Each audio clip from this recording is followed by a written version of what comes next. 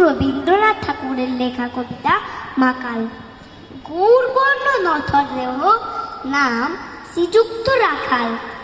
জন্ম তার হয়েছিল সেই যে বছর আকাল।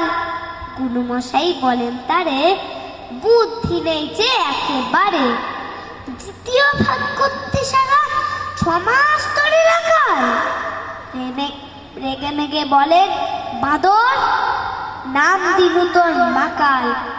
নামটা শুনে ভাবলে প্রথম বাকিয়ে চুগল ভুরু, তারপর সে বাড়ি এসে নৃত্য করল শুরু।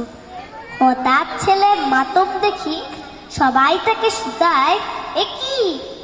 সকলকে সে জানিয়ে দিল, নাম দিয়েছেন গুরু। নতুন নামে উৎসাহে তার বক্ষ দুরু দুরু। কোলে করে বসিয়ে দাদা বললে কানে কানে, গুরু মশাই গাল দিয়েছেন, বুঝিস নে তার মানে? রাখাল বলে, কখনো না। মা যে আমায় বলেন শোনা, সেটা তো গাল নয়, সেটা তো পাড়ার সবাই জানে।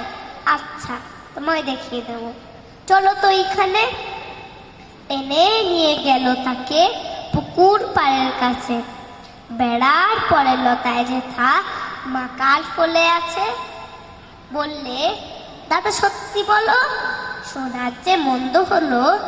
তুমি শেষে বলতে কি চাও? গাল ফুলেছে গাছে, মাকাল আমি বলে রাখাল দুহাত তুলে নাচে। দোয়াত কলম নিয়ে ছোটে খেলতে নাহি চায়। লেখা পড়ায় মন দেখে মা অবাক হয়ে যায়।